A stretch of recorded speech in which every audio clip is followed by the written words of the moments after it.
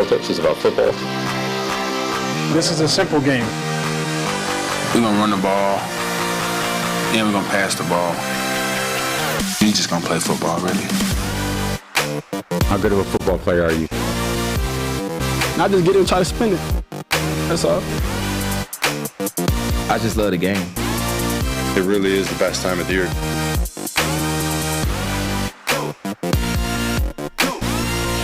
What's up, everybody? Welcome into It's Just Football. Trevor Sikkema Mike Renner here, getting you ready for the weekend with a final show here on a Friday morning.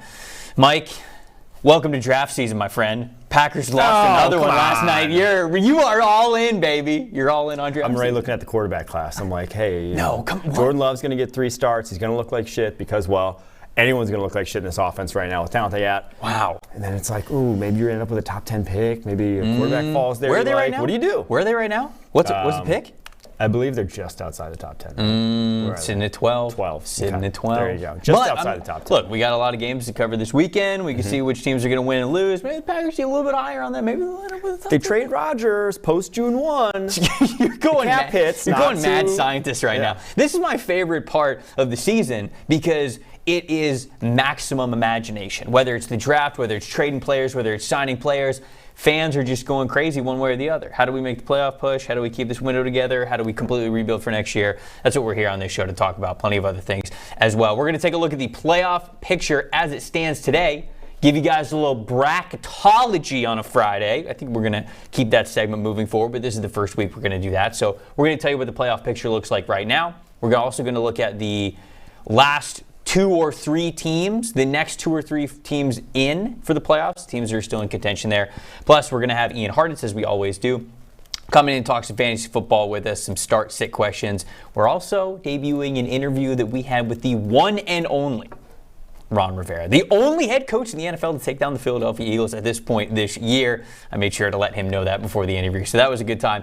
You guys need to look forward to that as well. Quinn, how are we feeling today, my friend? How we doing? Production Portal guys. Doing good? Thumbs up? We're good. Repping Cincinnati Could hard? not be more Cincinnati right now. Tyler, do you have I any don't Cincinnati? have a lot of apparel that is not Yeah, I Cincy know. related. Saab, do you have any gear But that nor is do you. Cincinnati You're always related? Green Bay and Notre Dame. Yeah, well, I'm Tampa Bay today. I got the Antonio Brown. Oh, brother, Yeah, I hate really it. supporting a great guy. I hate it.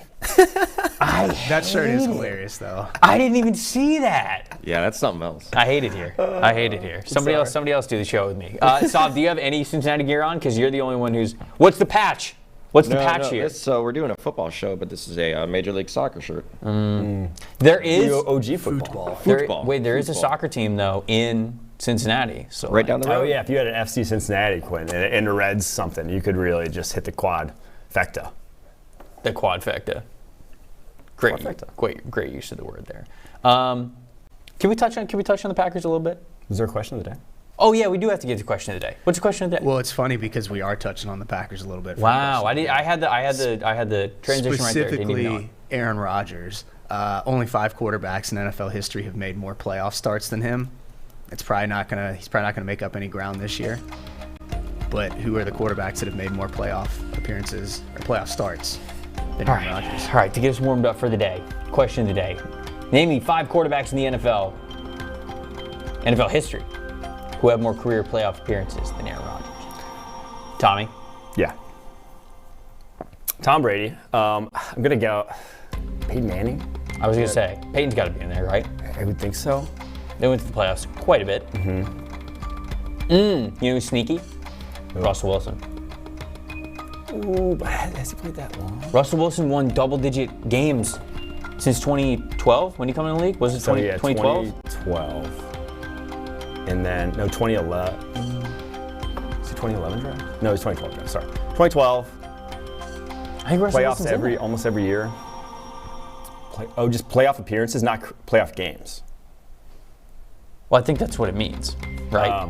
Yeah, games played. Yeah, you gotta this play. isn't a trick question, right? It's not just like how many times you've made the playoffs, it's how many games you've played in the playoffs. Yeah, Yes. it's like Josh Johnson is not an answer. Yes. Because he's played for every team. Well, yeah, I'm saying like Rodgers. Yeah, if you make the playoffs, you make the Super Bowl, it's 4 games. That's 4 games. That's Okay, four. that's That's what- 4. That's 4 playoff appearances. Okay. God. Brady, Russell Wilson, Peyton Manning, Brady, Manning. Drew Brees. I mean, going back, like Joe Montana, maybe. Joe Montana, maybe. I don't like. I know they had fewer playoff games back then, right? They didn't have the wild card until I mean, the 90s. Ben Roethlisberger. Ooh, Ben played in a lot. yeah. I would say Roethlisberger probably did. Roethlisberger's in there. That's Roethlisberger, Brady, and Manning, I four-ish. feel good about. Okay, that's 3 that we're very confident in. Let's see the chat. Who else played a long time? Big Ben. Yep, people saying Big Ben. Did Elway make a lot of playoff appearances? Another one too soon. Rushman said Elway.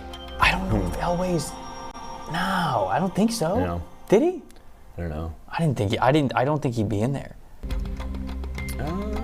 Terry Bradshaw, somebody said. Jamar's guessing 5. Brady, Manning, Favre, Montana, Elway, Big Ben. So 6. Can't count. Oh, Jim Kelly. I was like 2 when Jim Kelly was ripping it. Yeah, but wasn't Jim Kelly the quarterback for all the? Yeah, all 4? I'm not sure if it was all 4. Wasn't it? Because didn't. I don't know. I'm not sure. I don't know. Quinn, you were kind of Yeah, I saying feel that this good isn't about a three. trick question, right? Yeah, this is not a trick question. You have heard of every single. Yeah. Which quarterback means on this list. it is a trick question. I think Roethlisberger, Manning, Brady, and then I'd probably go back and go like. I think I'm gonna guess 5. But it's more fun to guess the 5. What about Aikman?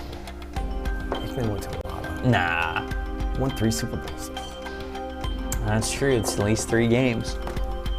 And that was when there was the wild card already. Okay, I'm actually going very back, it intrigued. used to I think be- guessing 5 or 6 is. Wait, it's 5, right? It's just 5? Yeah. Got to name the 5? Yeah, name the 5. Yeah, I like this better. I like having to name the 5. Okay, so don't know. I'll say Aikman. We can ponder it. We got time. We can ponder it. Favre, maybe.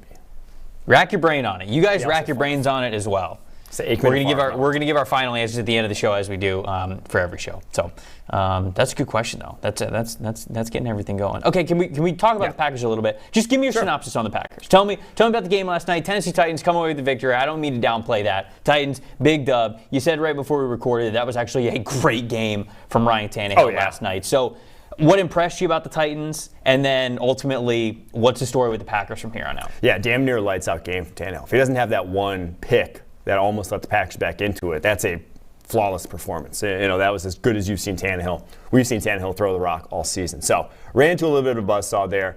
And it wasn't like easy throws. You know, everyone's going to blame Joe Barry, the DC, for the Packers, but he was making some real deal NFL throws to beat that defense. And then the Packers, same story. The margin for error, just the no one going above and beyond, making that play that needs to be made when it needs to be made, always just coming up a little short. And that's the story of the season. And that's what you worry about when you have a bunch of number 3 or number 4 wide receivers that you're trying to throw the football to, is that they're just not going to be reliable. And that's been the case yet again. Christian Watson's touchdown percentage over the last 2 weeks. Oh, it's hot. Monstrous. Monstrous. Yeah. He might lead the league in touchdowns this season. He's turning into, you remember that one season, I don't remember what year it is, but when Will Fuller, basically like every time he touched the football, it was a touchdown. Mm-hmm. He had like 5 weeks in a row where it was either a single touchdown or 2 touchdowns or whatever, and he had like an insane stretch of touchdown percentage. I feel like that's where we're going with Christian Watson. The anti-Julio Jones. The anti-Julio Jones is what some people on the streets did call him. Yeah, I did hear that. It might have just been you, but some people on the streets did call him that. Yeah. As his nickname. Insanity. But Wild production. still another drop. God damn it. Every single fucking week. And then he misplays like a deep ball. Packers 4-7. Obviously, we joke talking about the draft, but like, are they done? Are they cooked? Is it over? I'm willing to admit now, after this, it is over. That is the season. Curtains for the Green Bay Packers. There's no digging yourself out of this. I think I was favorable when we did our playoffs, which we're about to get to here. Playoff predictions. I was favorable getting them to, I think, 9 wins. Still, and Did you get them in? Is 9 wins? I don't think it's getting you in the NFC this year. Oh, okay. All right. Well, that's a good segue. That's a good segue into our first topic we're talking about today. It's bracketology, baby. Everybody loves it for March Madness. We're introducing it for the NFL season right here with less than half the season to go. I think every week we're going to take a look at the playoff picture. We're going to call it bracketology on Friday. So first off, let's look at the current playoff picture as it stands today. We will look at both the AFC and the NFC. That's what it looks like currently. You get the Chiefs as the 1 seed, the Eagles as the 1 seed. Then the AFC is the Dolphins at 2, the Titans at 3, Ravens 4. Then you get the Jets, Bills, Patriots rounding out the AFC there. With the next 2 teams in, Chargers at 5-4, Bengals at 5-4. I think both of those teams still kind of control their own destiny, if you will, at least talent-wise, a lot of people would say, to get in for a wild card spot. Meanwhile, in the NFC, like I said, the Eagles are sitting there at the very top. Then it's Vikings, Seahawks, Buccaneers, it's division leaders, and then we got the Giants, the Cowboys, the 49ers. Right outside of that, Commanders sitting there at 5-5 after a big Monday Night Football win this past week. Falcons at 4-6, still technically in play here, as are, I'll shout out the Arizona Cardinals, because they would be another team that is at 4-6 right now, so they're kind of tied with the Falcons. I don't know how much faith people have in the Falcons or the Cardinals, but they would be those next teams in to be 3 in the NFC there. Mike, what stands out to you when you look at the current playoff picture there for both these conferences? I think what stands out to me the most is that the Giants are there at 7-2. The Cowboys are there at 6-3. The Commanders are there at 5-5. The NFC East could put 4 teams in the playoffs. They're very close. Now, that's pretty wild. Obviously, it's probably going to shake out to not doing that, but 3 teams from the NFC East that was very recently called the NFC least, and even heading into this season, thought of as not a talented division, shall we say. So the fact that they have 4 teams that are looming in the playoff picture is, we thought that was going to be the AFC West, right? Right. that's the division. Everyone's Right. like, okay, they're going to be duking it out to the end. Everyone's going to be above 500. Everyone's winning 10 games in this division. Shows what the hell we know. They're playing well, man. I don't know what else to say about it. The NFC East is above all expectations. Shoot, we even thought that the Commander season was nearly done after, what was it, a 1-4 start, 1-3 start, and they were just really struggling. Now they've won 4 out of the last 5 games. Could have very well won 5 out of the last 5. Remember, the only game that they dropped was that comeback game to the Vikings. Yeah. They almost had that game in hand, and they ended up barely losing at the very end. So this team could be on a 5-game win streak right now, and it is crazy how if they would have won that game against the Vikings, they would literally have their entire division in the playoffs right now. Yes. It's crazy. It is. It's wild. Bucks are sitting there obviously at 5-5. They're still a division winner, but the only real threats in the NFC West, Seahawks, which are leading the division, and then I think the Niners are going to get in one way or the other. So I think that's going to be, I think one of those NFC West teams are probably going to be the one that keeps the NFC East from a clean sweep there. But let's take a look at the percentages, because at PFF.com, if you go over to the NFL tab, you go over to the Power Rankings, and you have a PFF subscription, you can see our simulated percentages of what we think the odds are for these teams to make the playoffs. So as it sits right now, they take all of the records into consideration in the current playoff picture, as well as those next 2 or 3 in. These are the playoff probabilities here. Very high in the 90s for teams like the Titans, the Bills, the Chiefs, almost guarantees there. Ravens sitting there at 89%, Dolphins at 87%. Jets, and then the next highest at 67% because of some big wins that they've had early in the season. And then you actually see those 2 teams, the Bengals and the Chargers, with better chances to make the playoffs than the team that currently holds the playoff spot in the New England Patriots. Do you think these percentages are right here, Mike? Do you like where they're pointing things out? So much of this is based off of what's your schedule going forward. It's not just saying, oh, how good are you right now? It's, hey, what do you got going forward? And you look at the Bengals there with their probability. They're 5-4. 51% probability, they still have the hardest schedule in the NFL remaining. Whereas the Ravens, only 1 game ahead of them, at 6-3, have the easiest schedule remaining of any team in the NFL right now. So that's a big part of the equation when you're looking down the stretch, is obviously going to be who you play. If you got a few cupcake games on the schedule, you're probably sitting pretty here. And that's why it was fun to go. We went through every single game, picked every single game for the rest of the season to try to see, put our money where our mouth is to make some real deal playoff predictions. Yeah, we'll get into our playoff predictions. That's kind of how we'll end this segment here. Just going through the chat, everybody saying NFC Beast, going back to the NFC, talking about the NFC East and getting 4 teams in there. Has a division ever gotten all 4 teams to the playoffs? Has it ever happened? I don't think so. No, because it couldn't happen until just recently, right? There was only 2 wild cards until they expanded. So no. It would definitely be the first AFC time. East, though, is also sitting in that mix of possibly getting 4 teams in the playoffs. All 4 of their teams above 500. Right. I think all of those teams, right? The Bills with the 93% chance, Dolphins 87, Jets 67, and then the Patriots had the lowest at 35, but they still have a playoff spot. They currently have a playoff spot right now. So Patrick's in the chat saying Broncos 4%. So you're saying there's a chance. John, who was our chat champ of the day, big salute to John. Forgot to shout that out at the top of the show. Said Bengals still have the Titans, the Chiefs, and the Bills remaining on the schedule. I think that's why you see that a little bit lower. Yes, but here's the thing. The Bengals, it's almost like up to them. They can beat all those teams, right? At full strength, we saw it literally last season, the capabilities that they can get to, the highs they can get to. It's just you can't drop any of the games they should win like they were doing early on in the season. And obviously that starts with the Steelers upcoming. And they'll obviously get Jamar Chase back at some point.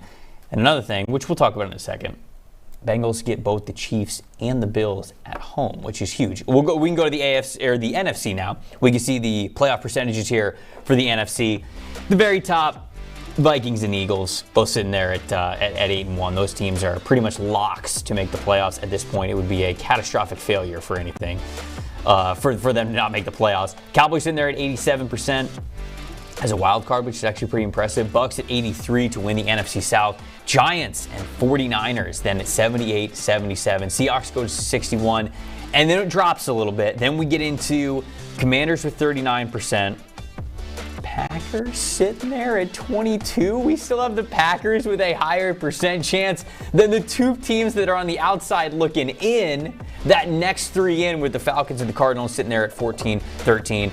And then shout out the Rams, the only other team in double digits sitting there at 12. What stands out there? I'll say what stands out. The Packers and the Rams should be 0.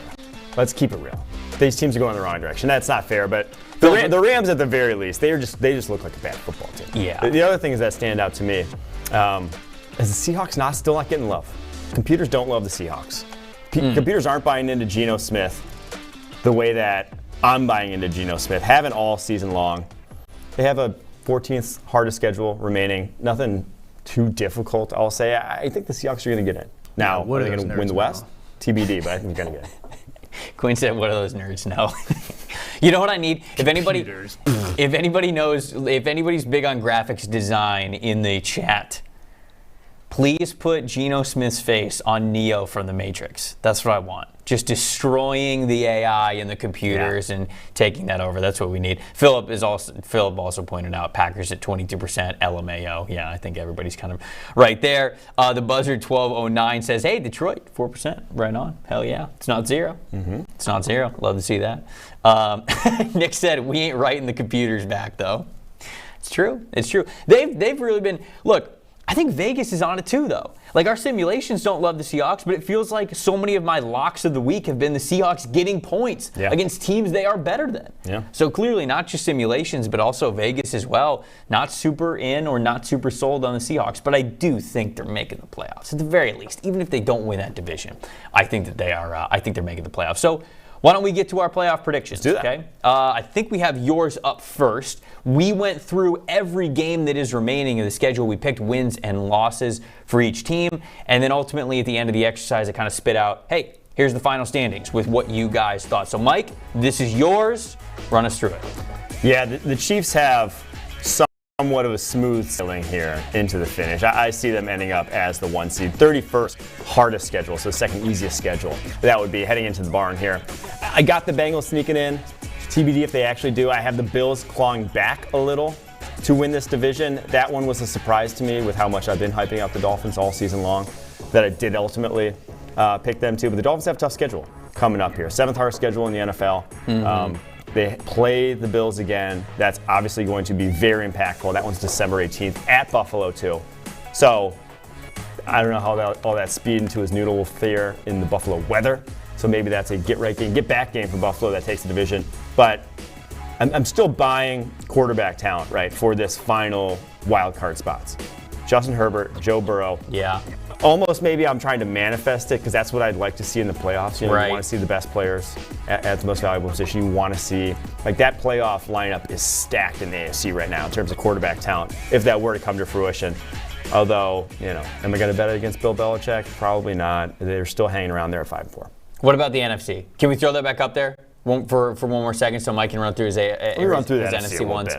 I just wanted to run through the NFC because we did so much time on the AFC. So yeah, obviously I Why are the Bucks the 5 seed there? I don't think that's right. Oh, they should be the 4. They should be the 4. They should be flipped. Okay, Bucks should be the 4 seed. Yeah, Bucks obviously winning the South. That one Maybe seems... the division's so putrid. Yeah, they gave them the 5. They decided to give the Cowboys home field. So. and then fairly chalky here, I feel like. The only thing is I do see the 49ers coming back a touch down the stretch because obviously they've added so much to this roster over the course of the season. 28th hardest schedule, very easy limp into the barn here that could end up getting them. Obviously, you have the Bucks and the Cowboys would flip there. But is there a matchup on that screen right now that you would be most looking forward to? On either side. On either side. Seahawks 49ers. Okay. On either side, definitely. Yeah. Any of the AFC ones. The AFC lineup is very lit. The NFC lineup is very mid to be a Gen Z co-host here. Come on. It just is, quite frankly. Let's not sugarcoat it. But that AFC lineup, that's what you live for right there. Those 3 games. Okay. All right. We can flip over to mine. We can go to my playoff matchups. I went through every single game like Mike did. And with wins and losses, there were a couple of different games that really stood out to me. The Bengals play the Bills and the Chiefs each one time. And I think that will be the difference maker, if you will, for how the playoffs are going to shape up. Who wins those games? Because I talked a couple of weeks ago about the Bengals at home being the team. Like that they are becoming a juggernaut in Cincinnati. Yeah. And so that's what I think. I think that is that's where the playoffs are going to run through Cincinnati, essentially, is what I'm saying. Because the Bengals can get all the way up to the division winner. They can get up to the number 2 overall seed. And depending on what happens in those games, that might make the difference of who's the 1 seed in the end, who's the 2 seed in the end, because the Bills also have to play the Dolphins. So this is how I have it matched up. You guys can see it on the screen now. I ultimately have the Bengals getting to the number 6 seed. I agree with you. I think the Chargers are at number 7. We're getting those 2 quarterbacks in there. I just have more faith than I do with the Jets as they currently stand, with the New England Patriots as they currently stand. I think that those 2 quarterbacks, Joe Burrow and Justin Herbert, are going to get it done there for those 2 teams. But ultimately, I had the Bills getting the 1 seed. And I want to make it clear. The Bills, the Chiefs, and the Dolphins. Pretty sure I have the Bills and the Chiefs tied in record, and then the Bills just beat the Chiefs in a tiebreaker, and the Dolphins simply have 1 less win than both of those teams. So all 3 of them are right there, and it really could go either way of a coin flip with some big games down the street. We're going to have to take It's Just Football on the road. Right down the street. January 2nd, Monday Night Football, Bills come to town here in Cincinnati. Yeah. Could have big playoff implications. We're going to have to be at that one in some way, shape, or form. Let's just set up a It's Just Football like beer die table. Yes. And like literally anyone in the city can come challenge us. That's all we need. That sounds like the plan. Can we do NFC? Can we throw it up? We could put a bro throw bet. That is here we go. Can you beat us in beer? Here we go. I like this. This is good. All right, so that's my matchup on the AFC. My matchups in the NFC. I got the Bucs winning that division. I also have the Niners winning that division, and I have obviously the Minnesota Vikings winning their division. I still got the Eagles as the 1 seed there. Which matchup would I look forward to the most? Bengals Titans would be an absolute slugfest. Would love to see it. Chargers Chiefs Part 3 would be awesome. And then Dolphins Ravens. I think I'm with you. I think any of those AFC matchups would be my most intriguing matchups. That's the thing. As long as you get Chargers Bengals in there. Yeah. If you got Patriots in there, all of a sudden it loses. Like Patriots Titans would be. You'd have the Vrabel Belichick storyline, but it would not have the same luster as some of these others would be. Jets getting in there, unless Zach Wilson really starts turning things around looking different, it would not have, again, the same luster. And if you did, hats off, I would love to see that. But we'll have to believe it before I see it. The one team that is intriguing that we haven't put in either of our AFC playoff pictures is still, to a degree, Cleveland Browns. I can't remember exactly what their playoff percentage was. But 7, dude. Was it 7? It was 7. But they still do have, if they can get through, obviously they have this ridiculous stretch. If they can sneak this game because of the game this week being an oddity. Oh, yeah, in that it's going to be in Detroit against the Bills, giving them like some semblance of a chance with this Bills odd week, not being able to practice here, maybe not being able to fly out as scheduled. Like, they can sneak one here, get Deshaun Watson back. things could happen. Now, I think they're dead myself, but that's the one team that I would be intriguing come playoff time because of just the talent on that roster. Well, I like it. That's what bracketology. Oh, of course Tyler does. He's giving a thumbs up. Of course he does. He was wearing a brown paper bag as a Browns fan for Halloween, for the Halloween episode, in case you guys missed that. But I don't know, man. I'm not believing in the Browns. I don't think they can do it this year. I just don't. Look, but that's what the whole point of bracketology on a Friday is all about, talking about possibilities. Who could sneak into it, maybe ruin it? I saw somebody in the chat say the Lions sneak in as a 7 seed. Again, don't think so. But, hey, that's why we have the show. It's a lot of fun. There you go, Trev. Check this out. What? What do we got? Oh, Wow! That was quick! Shout out Eli. That was Eli whipped that out quick! for us. Eli, who is working remotely today. I can't even call him out in the production portal. Man, he was quick on had that one. like Davis Mills' neck, dude. Screw the computers. That thing is Screw big. Vegas. Screw what they say. Geno Smith. He's the one. Yeah. He is the He is. one. He's owning the computers right He now. is. So he's the Oh, man. Obviously, a little play with the Matrix. Hopefully, you guys all got that. That was beautiful. Thank you, Eli, for that, for giving us that absolute gift there.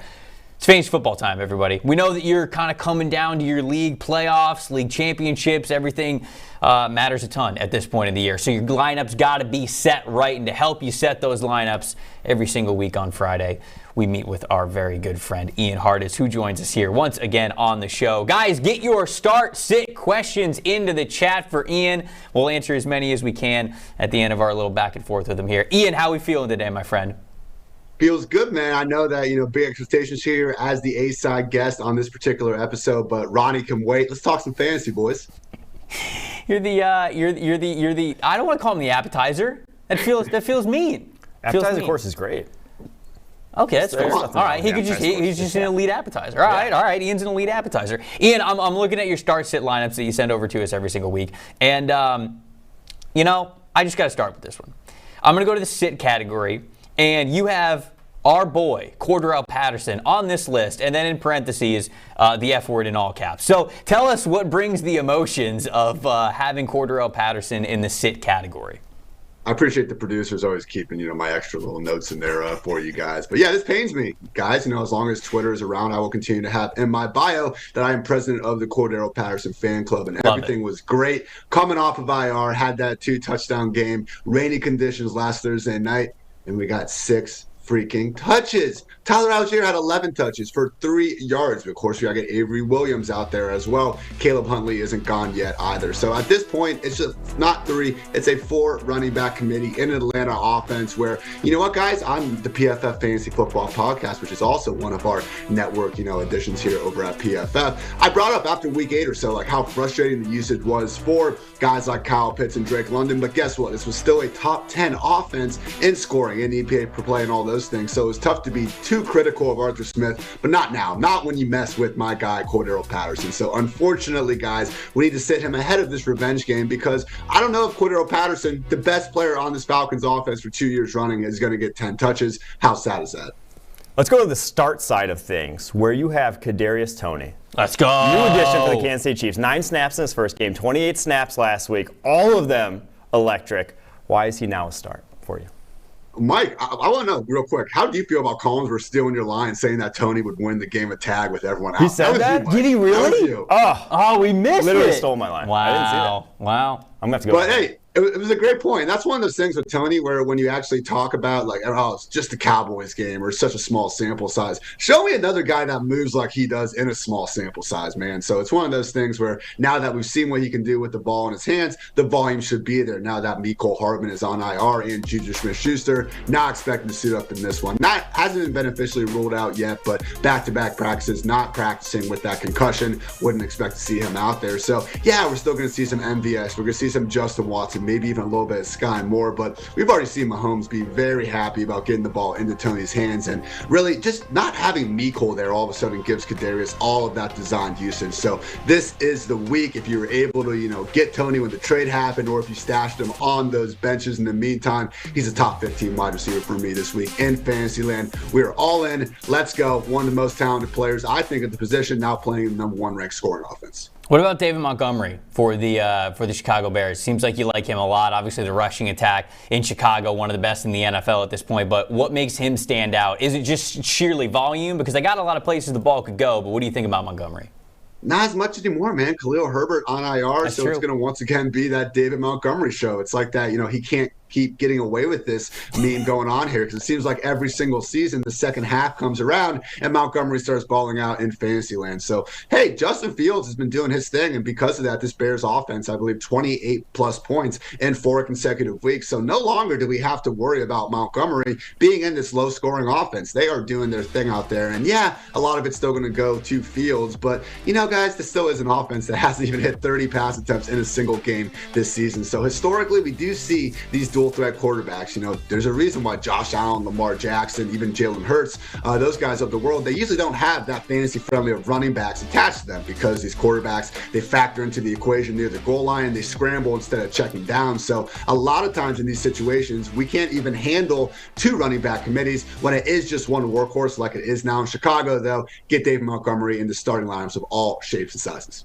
Should we get into some start sit? Yeah, let's do it. All right, let's do it. From the chat, we have Cortland Sutton or Garrett Wilson this week. I got to go with Sutton, assuming that Jerry Jeudy is going to be missing this one, hasn't been able to practice this week with an ankle injury. KJ Hamler also out. I was doing my ranks on Tuesday night, and I think I got Sutton like wide receiver 18, and it just made me sad. I was like, my God, you take away everyone from this Broncos offense, and I can still barely squeeze the guy in the top 20, but that's just been the sad state of affairs in Denver. So, to be fair, best game Russ has had this year did come against this very defense back in week 4, so I got Sutton just by a bit. PPR format here. This is from Hopeful Lions fan. Gabe Davis, Rondale Moore, or Michael Pittman Jr.? Ooh, I'm going back to the Michael Pittman. Well, we've only seen Darius Slay actually go out there and shadow Terry McLaurin this year. And to be fair, I mean, he lost that matchup last week. So I do think Michael Pittman with Matt Ryan under center should have enough volume, is enough of a beast in his own right to go out there and get that done. Okay. Curtis Samuel or Drake London this week? Asked Nick Rader. It's close. It was good to see London find the end zone again, but I got to go with Curtis here in this spot. It's just one of those things where London, similar to Cordero Patterson, similar to Kyle Pitts, you can look up and see he has 3 targets at the end of the day. And Curtis Samuel, not only does he get that low underneath ADOT stuff, but the guy can run as well, and they've been willing to give him the ball as a true running back this season. Love to see it. One of the most versatile players, and did some pretty good things in college back in the day too, guys. This was from our chat champ, John. Terrace Marshall Jr. or George Pickens? I'm going with George Pickens here. I do think the Steelers, man, it's been rough, but you do look at this stretch that they've had, going into Kenny Pickett experience. He comes in at halftime against the Jets, into Buffalo, home versus Tampa, gets concussed, goes into Miami, into Philly. So last week's game against the Saints, really the first even somewhat okay matchup. And I know it wasn't explosive by any stretch of the imagination, but man, if you guys are watching this, and not to completely brag here, but you put on the all-22 at some of these Steelers games and all this, and you still just see Pickens and Deontay getting open out there. So you lose Claypool. I don't think it was a coincidence that Pickens all of a sudden is getting 2 rush attempts out there as well. Even managed to vulture Najee at the goal line on that inside handoff attempt. So Pickens, I do think here with the offense condensed, should see 6 to 8 targets more weeks than not with the rush attempt or 2. God forbid Kenny Pickett starts playing a little bit more like a first-round quarterback. I do think both these Pittsburgh wide receivers will have bigger days to come. DJ Moore, Rondale Moore, or Tyler Boyd? David Hilliard wants to know. I'm going with Tyler Boyd here as long as Jamar Chase, stays out of the picture. I know we haven't had massive blow-up performances yet without Chase, but, I don't think Joe Mixon's going to be scoring 5 touchdowns every single week he goes out there. So we've seen Burrow more than willing to condense his kind of target tree around the existing guys, Higgins, Boyd, and Hayden Hurst. I don't see the other Mike Thomas or, Stanley Morgan or any of these other guys being too big of factors. So Tyler Boyd this week, give me it. All right, a couple more here. Nathan asks, who's his RB2 between these 3 running backs? Miles Sanders, Deontay Foreman, or he also throws in Cordero Patterson, but obviously we already talked about Patterson a little bit there. Sad times indeed. I have Foreman and Sanders right next to each other. I have to lean Sanders just by a hair. Here's the only problem with Deontay Foreman. We've seen him have these 3 big games. 2 of them have come in double-digit wins for the Panthers. I don't really expect that to happen this week. They're 12.5-point dogs against the Ravens. The other one came in that overtime, back and forth shootout with the Falcons. Also something I'm not necessarily expecting to happen this week. The one game we've seen Foreman play with negative game script, he had 43 total yards and just 9 touches against the Bengals. So Chuba Hubbard originally, when Christian McCaffrey got hurt, was working ahead of Deontay Foreman. And while I think Foreman's done enough good to, keep that job, this is going to be the first real game we've seen Chuba be fully healthy since then. Last Thursday night, game time decision, wasn't even sure if he was going to be out there. So I just think with Foreman, he's very similar to someone like Nick Chubb. I wouldn't necessarily, or maybe not Nick Chubb. I would say, honestly, kind of like Cordero Patterson, but probably in an even worse offense. We have an early down player. They're not throwing him the football, and he's at risk of getting overtaken by some other committee backs at any point in time. So Miles Sanders, even if his ceiling isn't quite as high as Foreman, we're playing in the number 2 ranked scoring offense in the league in Philly. So I'll take 15 touches from Sanders over 15 from Foreman. You got one more? I do not. All right. Well, there we go. That's it. That's the chat. That's it. Ian, you're the best, my friend. Thank you so much for all the start and sit advice. I know everybody out there in the chat appreciates it. Have a good weekend, my friend. Appreciate you guys. Crab cakes are overrated.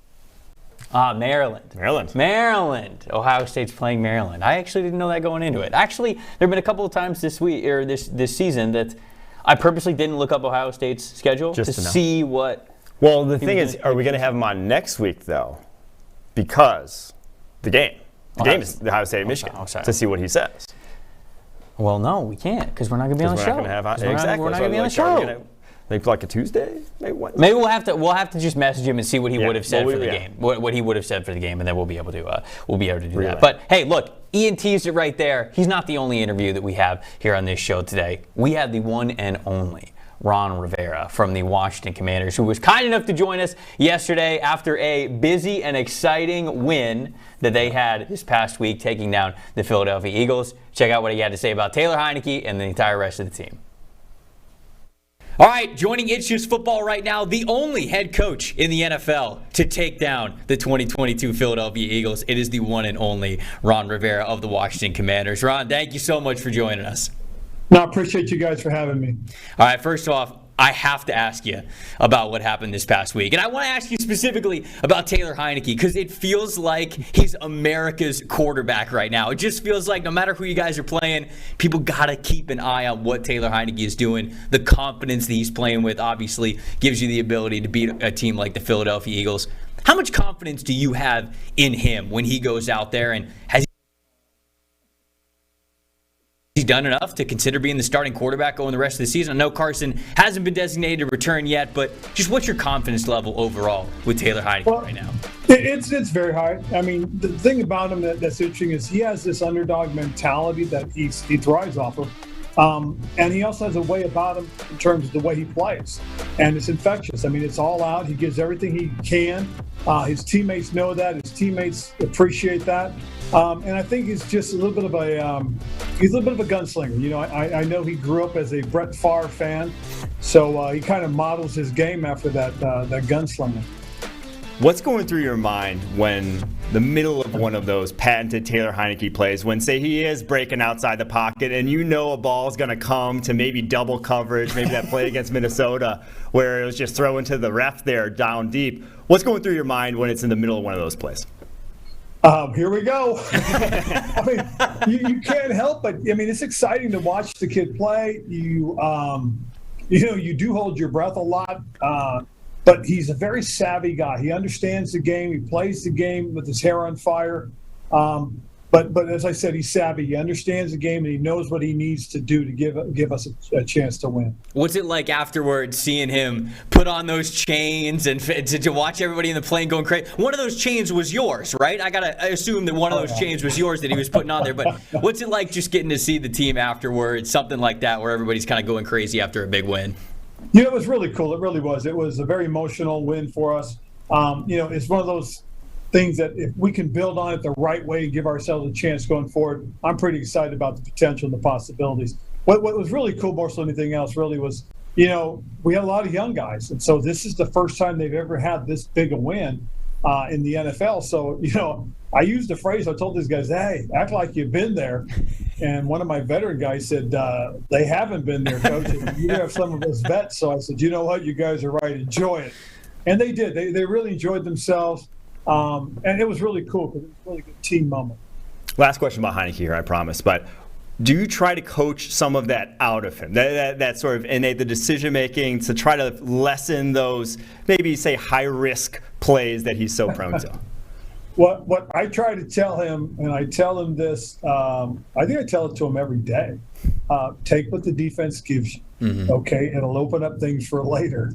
And so he, you know, sometimes he will. He'll take the underneath route, or he'll take the flat route instead of trying to throw the deep dig or the post all the time. So he's learning, though. That's the best part. He's learning. And, you know, one thing we don't want to do is we don't want to take away his personality. We want to take away who he is, because that's what makes him so effective, is his willingness to take those shots. Listen, when you got a wide receiver like Terry McLaurin that he can throw to, clearly he believes in his guy when he's deep down the field. So I know he loves that. And I did want to talk a little bit about McLaurin, because after that big win, you mentioned it. It was an emotional win. You saw that in the locker room with a little bit of the clips that we put out there. Not just the words from you, but then afterwards some words from Terry McLaurin as well. And I just feel like we've seen a handful of those clips, and we'll see what he's like on the field. I know a lot of people love who he is on the field, but it just seems anytime we get that peer back from the curtain, people love him even more because of the leader that he is and what he has become for that team, even as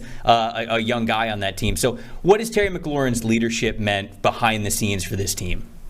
It's been a lot, because, you know, when we signed Terry and we did the presser, I told everybody this wasn't just a football team decision. This was an organizational signing. He's that kind of player. He's one of the faces of our franchise. He represents us very well as a young man on and off the field. And he's the kind of guy that, you know, we're proud to have as one of our top players.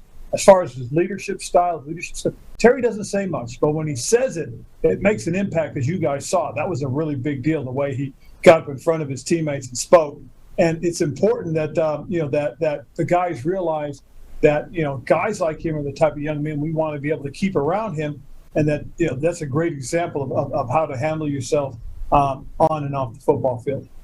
One of the other faces of your franchise hasn't even been on the field this year, but hopefully will be on soon. Chase Young, what does his return mean for this defense? What's the energy like and the buzz like around the locker room knowing he's about to be on the field here soon? You know, there's a lot of buzz, a lot of energy. You know, and it's gradual. It's kind of building back up. He had a good day today, and we'll see how he has tomorrow. You know, a lot of it depends on, you know, we had to practice indoor again today because of the weather. And, you know, you really don't want to stress him when he's on the turf yet, you know, and so we had to be careful. But we'll see how he handles tomorrow more so than anything else. Oh, I was going to ask about the defensive line here. So obviously you have 4 first-round defensive linemen. That is a big part of that defense and what makes you guys so special on that side of the football. How much philosophically does having that piece in place, the strong defensive line, matter to you and your scheme and basically how you want to build your franchise?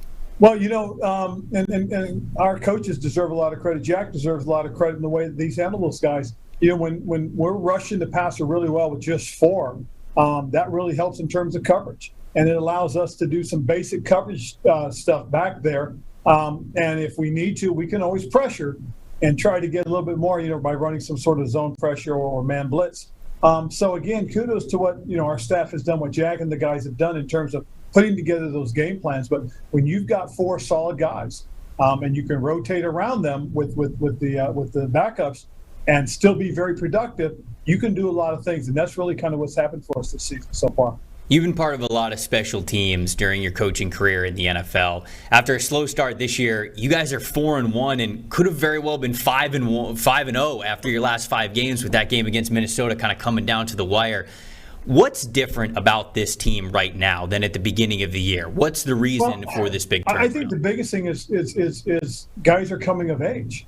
You know, you look at the defense and you talk about the front 4, but you also have to talk about some of the other elements that we have involved with those guys. I mean, you know, Ridgeway's a guy that we picked up off of waivers from Dallas, and he's played the nose spot position for us and played very well. In fact, he caused the fumble the other night, had a couple of big tackles for us. You look at what we're getting out of Jamin Davis at linebacker, and he's done some really good things. You know, we've got a rotation of defensive ends that are filling in for Chase right now, and F.A. Obata and James Smith-Williams and Casey Tuhill. And those 3 guys have been terrific for us. They really have.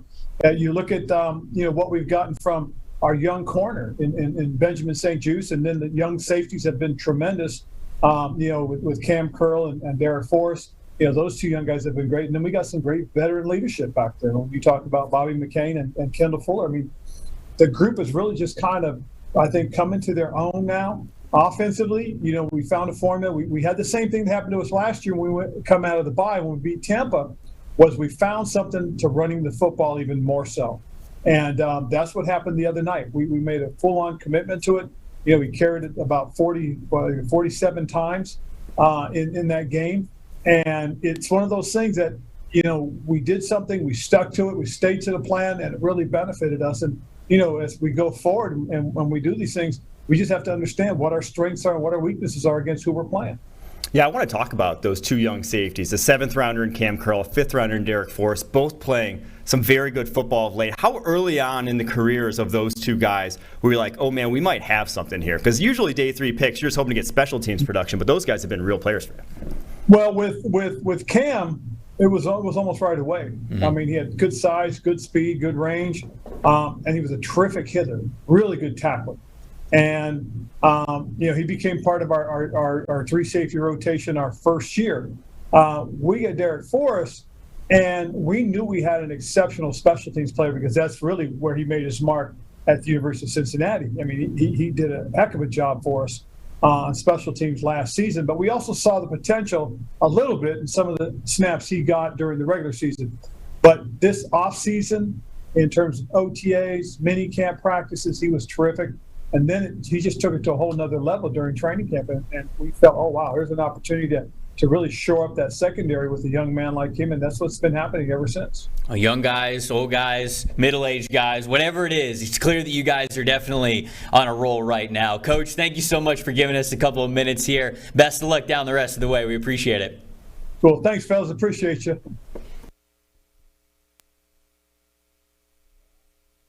On Rivera for joining us this week. That was a lot of fun to get to chat with him there. But the Apple Watch told us it was time to stand up. Mm-hmm. So we're here standing up. Actually, there's a reason why we're standing up, and we're going to end the show with it. But before we get to that segment, which is going to be a lot of fun, Mike, we got some bold predictions that we got to get to. We have some bold predictions going into Week 11 of the NFL season. What's your bold prediction for this weekend?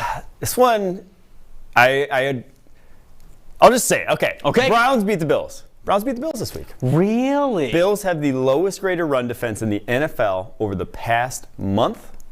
Obviously going up against Nick Chubb. That doesn't seem like a great matchup to have.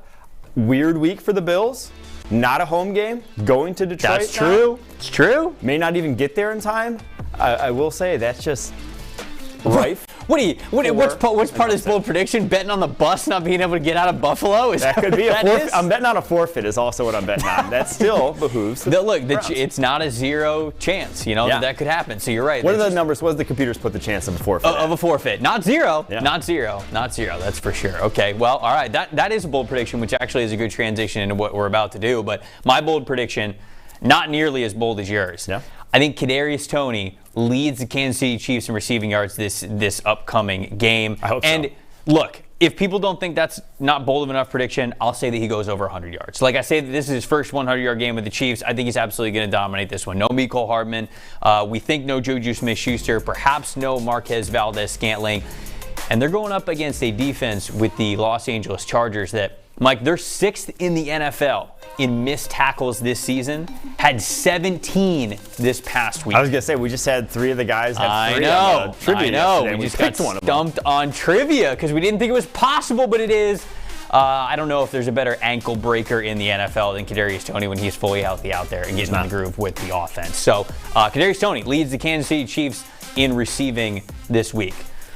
Final segment. Check this out. Hold on. Yes. 3 people in the chat have Lions beat the Giants as their bold prediction for the week. 3 people. All right, so it's hopeful Lions fan. Dan Campbell himself, who we know obviously watches the show. And then who's the other one? Who are the 3 people? We got Joe Haas, hopeful Lions fan, and the Buzzard. Okay, so and Buzzard says Lions beat the Giants. Look, it's not the worst call in the world. I don't hate it. I don't hate it. Let's get the people out of here with some money for the weekend. Doing so with the Bro Throw Throwdown. We introduced this segment either last week or the week before. It's for our new sponsors that we have over at Bro Throw. If you haven't been there yet, it's a really cool way to bet on NFL games, and you can do it with just this group of people here that are watching and involved in It's Just Football. Go to brothrow.com/PFF, and you can get yourself into the group over at brothrow.com.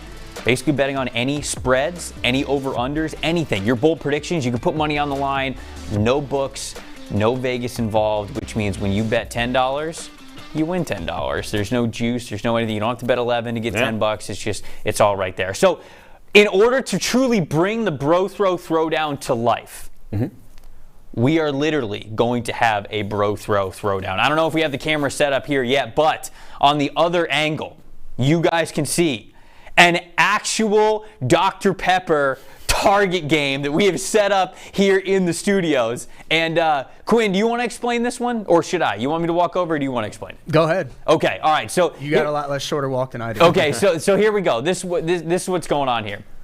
As you can see, we have 4 different bets set up here. If you make it in the biggest target, you have to bet Colts money line over the Eagles. If you don't make any, you have to bet the Panthers money line against the Ravens, which is not great. Then for number 3, I think you're going to want to get this one, because that's the one I want. This is the Browns getting 7.5, so you're going to be going. aiming for that one. And then this one is actually our lock of the week that we had a couple of days ago. Yeah. This is the Vegas Raiders and the Denver Broncos going under 41.5. So here's how it's going to work. Mike and I each have 2 rounds of 3, and whichever one we make that is the most favorable, that's the one that we get to pick. But if none of us, if we miss all 6, then we have to put a bet on Bro Throw of the Panthers money line, which means that somebody out there who's watching the show can basically take our money. So, Mike, you want to go first? Yeah, I'll break it off. Okay. Let's go. All right, you're going 3 in a row. You're going 3 in a row here. All Let's see right, what 3 you in a got. row. So I just hit Browns Bills 3 times. Oh! Airmail. I don't know what brick is. We need to have one for brick. If you hit nothing but brick. Oh, okay, that was a little it. closer. A little closer. Nothing. That's nothing.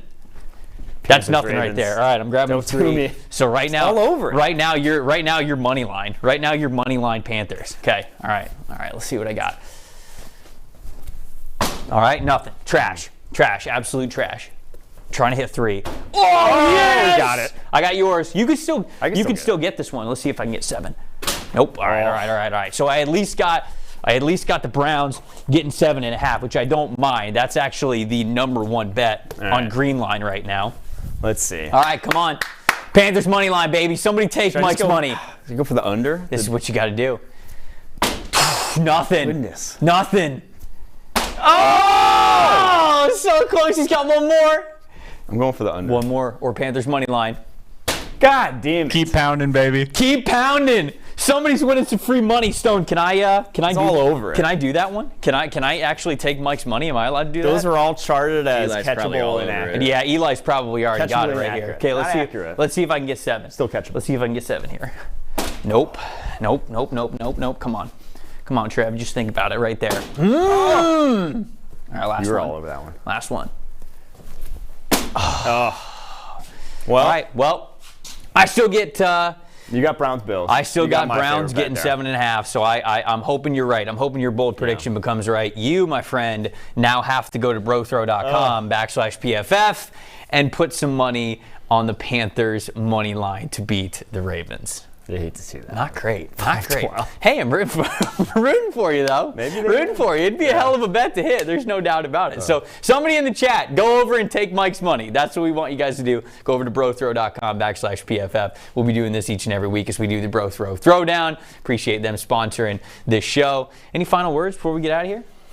R.I.P. Green Bay Packers. It's still just a somber morning. Still in morning. Tough. Is that what you're gonna blame the misses on? Just the mood. Just the mood from the Packers. I'm channeling Aaron Rodgers. Watching too much bad football. Quinn, Stone, Saab, anything before we get out of here from you guys? Question of the day answer. Yes, please. Brady, Manning, Favre, Montana, Roethlisberger. It was Roethlisberger. It was a good call. Elway and Steve Young have 22. Rodgers also has 22. So there's a 3-way tie there. I don't know if you have it up, but I'd be curious. How many does Russell Wilson have? He's got to be close. I'm scrolling. He's got 16. All right, that's decent. Tied with Donovan McNabb, Troy Aikman, Jim Kelly's got 17. I know you guys. Oh, wow. Oh, close. Breeze has got Close, 18. close. Bradshaw's got 19. Breeze would have been the other one that I would have guessed that I thought would have been the one there. Do we have a chat champ for the day before we get out of here? Chat champion, the Buzzard 1209. The Buzzard. Go Lions. The Buzzard was calling it. Bold prediction. Lions take down the New York Giants. We'll see if it happens. If it does, you know we're going to be going crazy here on a Monday when we start the show back up. Also, if the Panthers win the money line. Mike is going to be rich. He is going to be in a very special mood on Monday. So whether or not the Panthers win, it's going to be a jam-packed show on Monday. Guys, thank you so much for watching this show and every show this week. We appreciate you. As always, make sure you tune in back here 11 a.m. on Monday as we talk about everything that we're going to see in the NFL this upcoming weekend. Thanks so much. Have a great weekend, guys. It's not about politics, it's about football. This is a simple game. We're going to run the ball, and we're going to pass the ball. We're just going to play football, really. How good of a football player are you? Not just get it and try to spin it. That's all. I just love the game. It really is the best time of the year.